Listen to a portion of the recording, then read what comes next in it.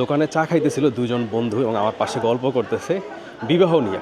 একজন হচ্ছে already married person এবং আরেকজন বিয়ে করতে যাবে, তো তারে সাজেশন দিতেছে। সে আজকে সন্ধ্যায় মেয়ে দেখতে যাবে এবং তাদের কনভারসেশন হচ্ছে এমন কি সমস্যা হয়, শাশুড়ি বউয়ের কি ঝগড়া হয়, তুমি বাইরে থাকলে তোমার বউ বারবার তোমার ফোন করে কি বলে, ঘরের কথা বইলো না, চিল্লি ভাল লাগতেছে না, এই নানান ধরনের জিনিস বলতেছে। আমি একটা জিনিস আপনাকে বলতে চাই, যারা বিয়ে করবেন বা বিবাহিত জীবনে যাচ্ছেন, প্লিজ এমন কোনো বন্ধুর থেকে সাজেশন নেবেন না যার নিজের বিয়ে খারাপ যায়। যার নিজের বিয়ে খারাপ যাইতেছে তার আসলে নেগেটিভ জিনিস আর আপনাকে দেওয়ার মতো খুব বেশি কিছু নাই। চেষ্টা করেন এমন কারো কাছ থেকে বিয়ের সাজেশন নেওয়া যার বিবাহ ভালো যাইতেছে, তাহলে আপনি কিছু পজিটিভ জিনিস সম্বন্ধে জানতে পারবেন।